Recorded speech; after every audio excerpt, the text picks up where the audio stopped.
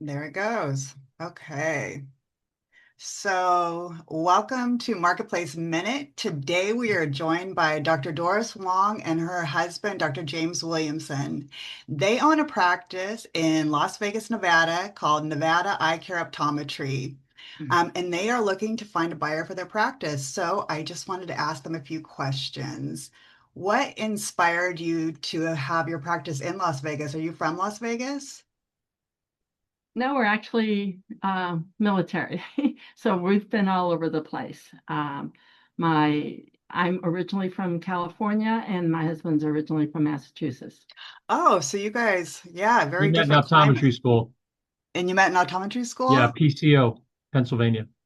That's wonderful. I love Yeah. that. So why did you guys pick Las Vegas then? Just That seemed was our like, that was our last duty station. oh, So I guess it interesting. picked us. You're like, we're And here, we then the like kids it. were already settled here and Yeah, they didn't want to move anymore. I bet, because I bet you moved a lot with the military, correct? Yes. Yeah. Okay, great. So looking back, what are you most proud of creating together with this practice? Well, I think the thing we like best about, well, I shouldn't say like best, but that we're proud of is the fact that people come back. So we've had patients who have been on board for probably, 10 years or more. So I think that's obviously important if your patients come back. That tells you something, if they like the practice or not. Good point. That's true. Um, let's see. So, what would you say your patients would say about what makes your practice different than other practices? Uh, I think we don't rush people through. I think that's unfortunately where healthcare is these days. People are moving people through quickly because insurance really doesn't pay that much. And so people rush through. And when we were in the Air Force, we were seeing patients every 30 minutes. So that was 16 patients a day or more because the no-show rate in the Air Force is very low. Because if you don't show up for an appointment, you get reported to your commanding officer, and then you have to go talk to him while you wasted the doctor's time. Yeah, So, that can't be yeah, a pleasant it's so conversation. much different in the private sector. Yeah, We we should take have our that. Right? we we take our time with our patients and we try to treat them like family. They come, they tell us about themselves, they tell us about their lives, and they're part of our family. I love that. And it's good to be naturally curious about people because I think that really makes a difference. People like to be Connect. like when You people want are to connect. interested. Yeah, Hmm. you want to connect. Definitely. We Yeah, more than ever because we're so on the computers all the time and phones and everything goes pretty fast. true. What system processes or efficiency have made ownership easier for you guys over the years? Well, basically, a person needs to know everything about the practice. From, just being the doctor is not enough. You have to know how to check in the patient, you know how to do the billing, you have to know how to do the optical piece, have to reconcile the insurance. You just have to know everything. If you only know a small portion of it, which is the optometry piece, then that's just not enough. Yeah, I would think that you started this cold, correct? Yes, Yes, So it was probably a huge learning curve, right? yes. massive. Yeah, So that's one thing I think is so important to let a new buyer know. If you're walking into a turnkey practice, you have to know that there's been blood, sweat, and tears in this practice because these people, this is their baby. They grew it, raised it, and it's ready to go. So it's a wonderful thing. And you can certainly show them the ropes on how you got to the place that you are. So I definitely think that for a new buyer, buying a practice that's already established is good. But also, too, if it's maybe a person who wants to buy an additional practice, perfect as well. They can come in and grow their practice. And then if they have things they want to implement, it's super easy lift because it's just changing things around a little bit. Let's see. What do you think the growth opportunities are available for the next owner? Do you see places that they could improve it and bring in more revenue? There's plenty of things a new person can do. If they want to go into myopia control, they can do that. If they want to do scleral lenses, they can do that because we have all the scleral contact lens sets that they can go to. If they want to do ortho K, they can do that also. Um, if they want to put in a lab, they can do that. So there's basically a lot of places for growth in this practice.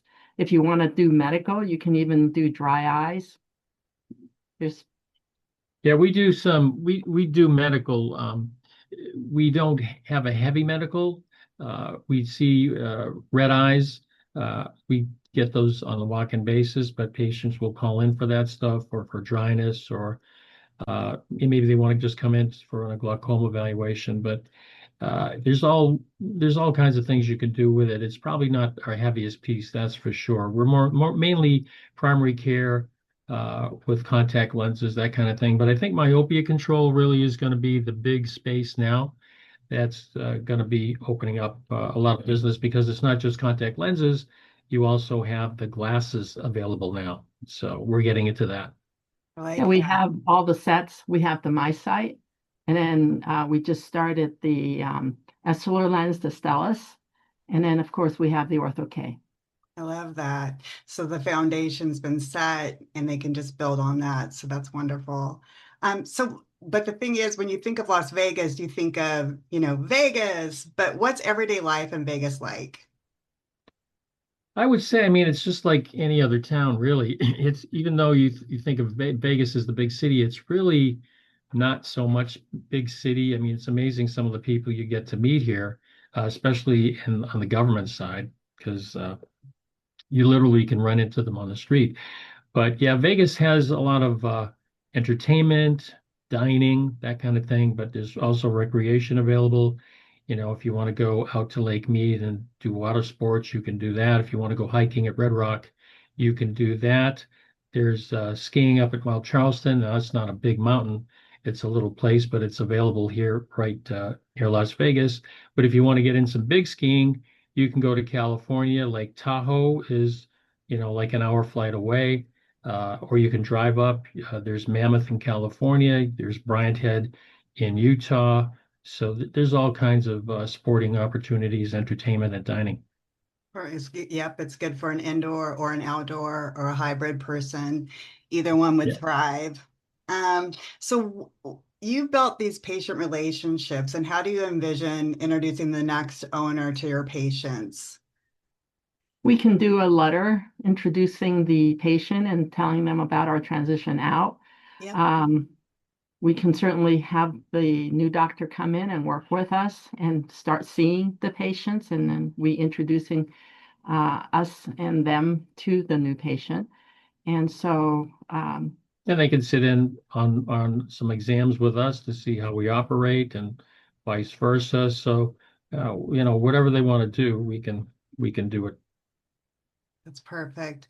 And if a buyer had questions after closing and you guys are on your way to wherever you want to go, would you make yourself available to help them if they yeah, just needed? Absolutely. We're not going anywhere. Actually, we live here in town and we're not planning on moving out of town. So we're going to be right here. We'll be available for, helping them out when they come in for a transition period, whatever they want to do. And then, of course, anytime they have questions, they just call us up on the cell. I love that. That is something that you cannot buy. It's just having that sort of mentorship or just someone to bounce ideas off of, or because you guys know the area, you've been there, you have your patients, you understand kind of the flow, and to be able to contact someone and say, hey, what do you guys think about this? Or have you encountered this? Or this patient's come in and I know you know them. What would you recommend? I think that is just wonderful. It's a wonderful asset for someone to have. Okay, I have one last question for you guys. What's the one thing you wish someone had told you when you first became an owner that you would share with the next doctor? Just the best advice.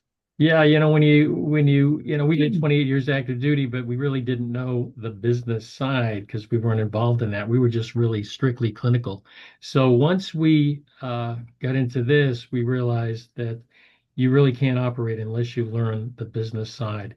And we really didn't have any guidance at all, so we learned it the hard way. You did. So hopefully somebody comes in and they aren't familiar with the business side, we can certainly help them out with that to get them on track right away because that really is Amen. critical. It And there's is a because lot of marketing people out there too. They want to sell you everything and I don't always bet, buy what they're trying to sell you. yeah, I bet you get a lot of people calling and asking if they can help you market your practice. Yeah, the latest thing is AI. Everybody wants to put AI in their practice They do. I know. because they're calling us up and they say, well, let's have us put AI into your phone system so that they can help you with appointments and, record keeping, everything. But patients like to talk to people. They don't like to talk to AI. I have to agree with that. I mean, I've had an eye exam done, like a telehealth one, and wasn't a fan. Have you had one done? No, but it's just that the AI still isn't ready yet to communicate or operate like a person. And so Yeah. you just can't necessarily go down the road you want to go down when you're talking with AI because it is limited still. So it's still helpful to talk to people when they call in. They want to make an appointment with a person. They don't want to go through a central appointment system or talk to an AI robot. They want to talk to somebody, and it's still the fastest way. It is. It is. So yeah, it's done a lot of really good things. And it's interesting to see how it's going to evolve. All right. So if anybody is listening or watching, please reach out to me. I would love to tell you more about this practice and this wonderful opportunity to come in a turnkey practice in beautiful Las Vegas, Nevada. Thank you both for joining me today, and I appreciate your time. And we're gonna get you guys moved on to retirement hopefully soon. Okay, Okay. Thanks. All thank you. right. Appreciate it. Thank Bye bye. you. We'll talk to you Bye-bye. soon. Okay. Yeah. Bye.